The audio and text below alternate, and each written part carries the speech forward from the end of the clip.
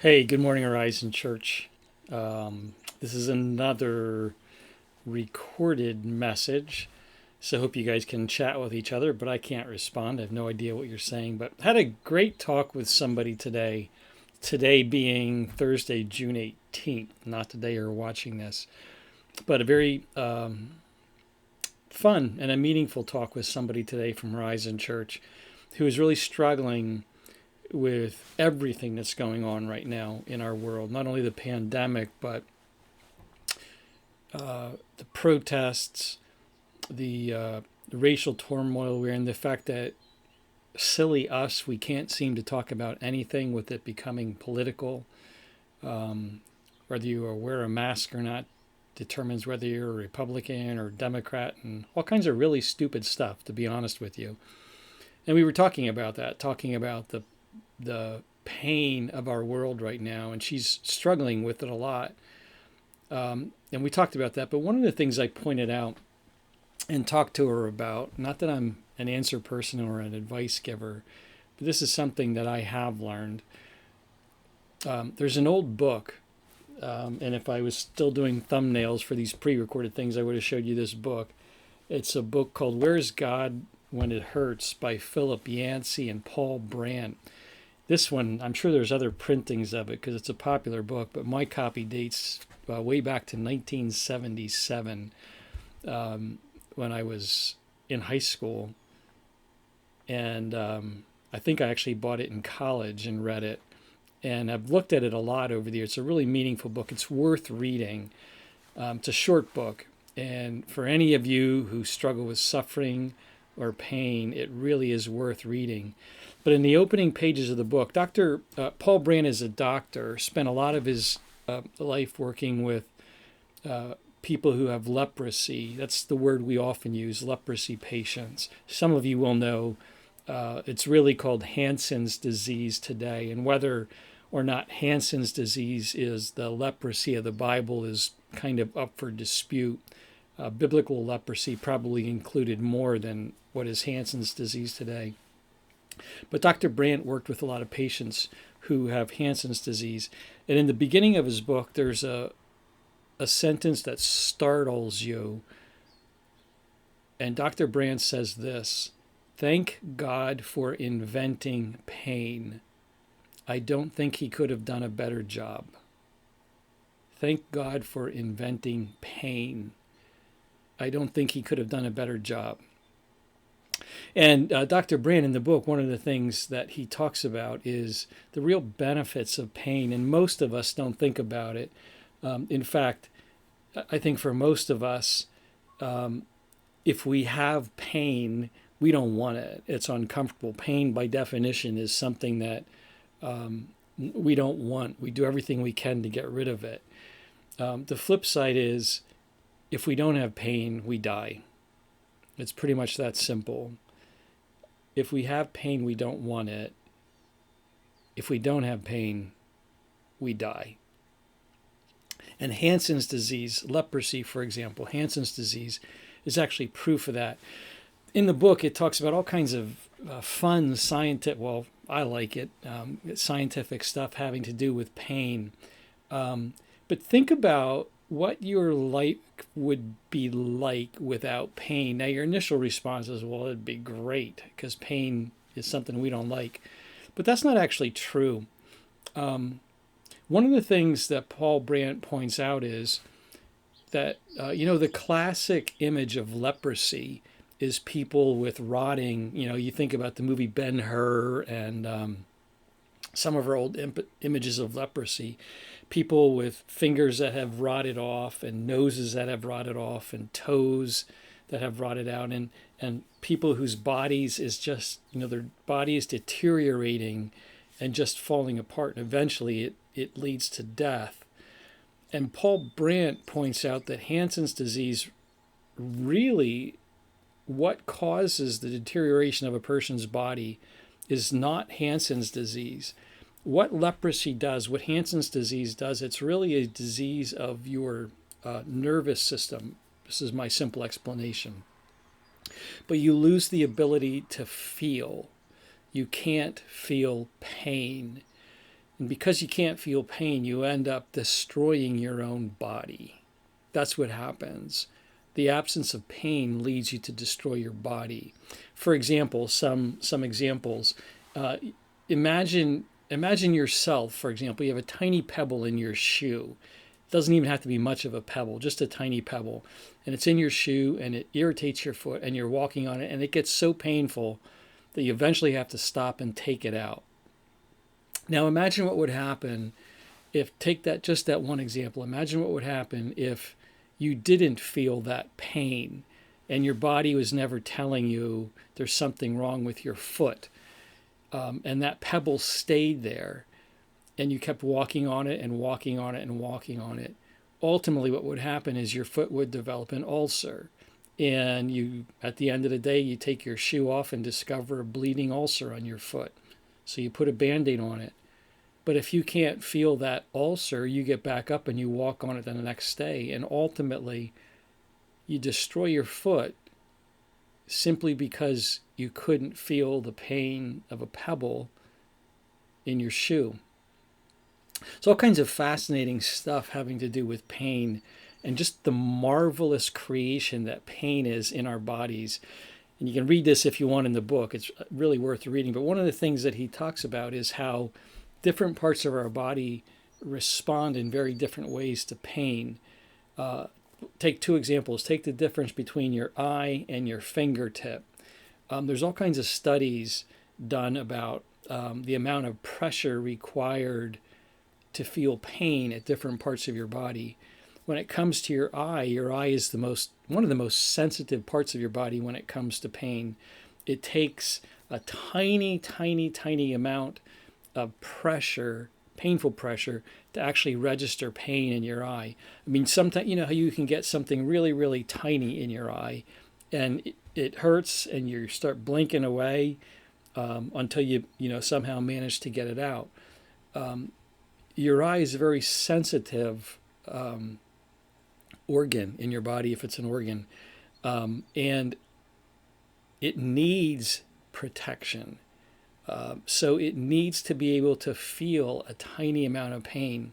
Your fingertips, on the other hand, are one of the parts of your body that take a great deal of pressure to actually register pain. And if you start thinking about why, think about your fingertips. Your fingertip has to be able to withstand all kinds of pressure to do what it does. Play the piano, open up a jar, pick up something heavy.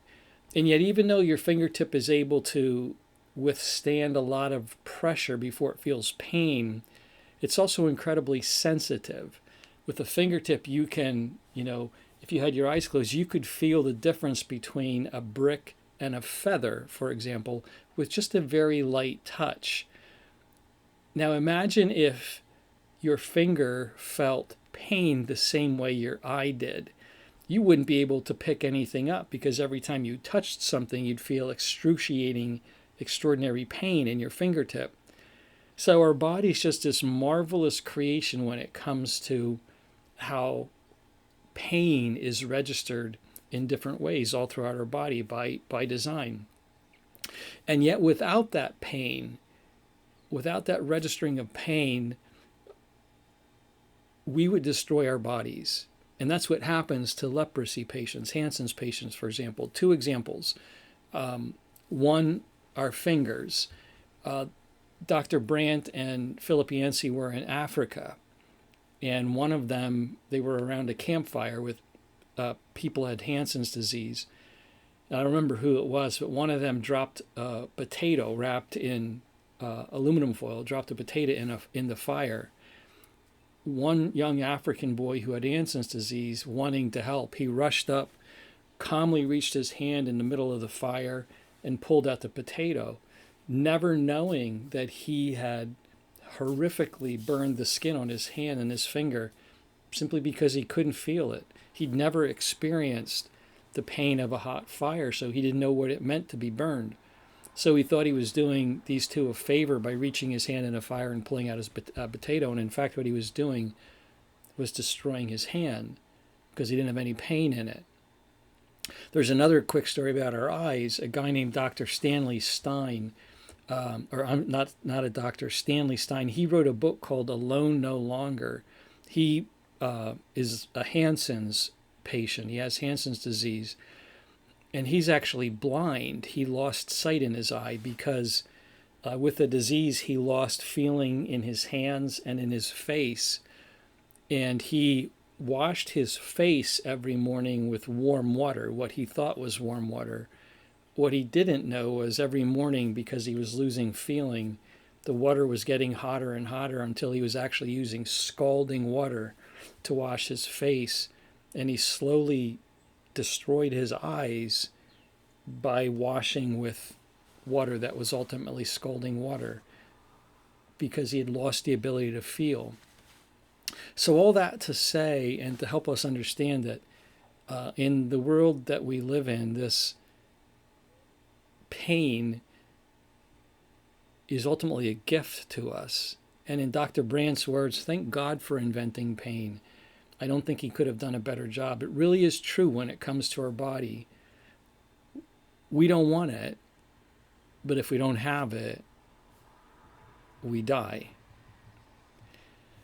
So in the phone conversation I was talking with this woman about from Horizon about pain, this is not the only answer. And believe me, there's much more to pain in this book than what I'm saying now. But at least one of the things with pain is that pain is a gift that tells us that there is something really wrong. And so sometimes I think we have to be willing to look at the pain the world is in, or we ourselves are in, and simply ask, what is this pain telling me about what is wrong? And the problem for a lot of us, the problem for a lot of what's going on right now is, to be honest with you, we don't want to think about it. It makes us uncomfortable, because I think we start to recognize that maybe there's some truths about myself or my view of the world that might have to change. Because maybe the pain that we're experiencing right now in our world is showing all of us that there really is something radically wrong. And I think there is. That's not to say that I don't think that God has dropped pain in our laps. I don't think that God is necessarily the cause of all this pain. I think pain is simply a consequence of our broken world. And I think the pain that we're in right now is really showing us that there's something wrong and it needs attention. And who better to give attention to the brokenness of our world than the church, the people of God, the people who have hope in a God of redemption and a God of reconciliation. So as I talked to her and as I thought about it and kind of wanted to get us all ourselves thinking about this, although nobody wants pain, and when we experience it, we want to get rid of it, if we can simply remember, without pain, we die.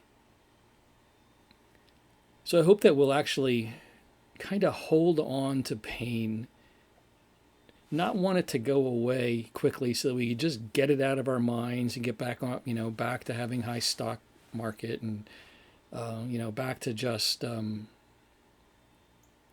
buying Christmas gifts in July and all that kind of stuff. But just thinking about the fact that what is this pain showing us? What is pain pointing us to? I think there's some real lessons for all of us to learn, myself included. And those are hard lessons. Those are painful lessons. But it's pain with a purpose. So I really hope that, if for all of us who are struggling, and, this is more than 2 weeks ahead of when you're going to be listening to this. I have no idea what's going to happen in those 2 weeks.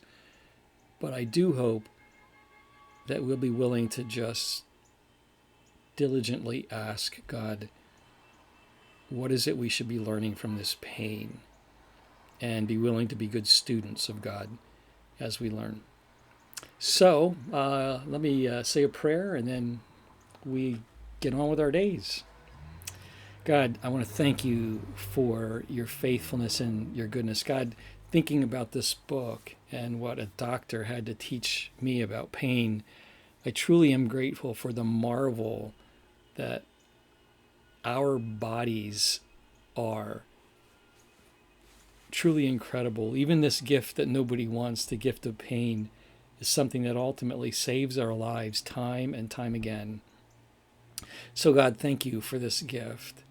God, I want to pray that as a society, pray that as a church, that we would not be so quick to run away from the pain we're in, but that we would be willing to just kind of stand in it for a while and ask, what is it that's broken? Where does this pain come from?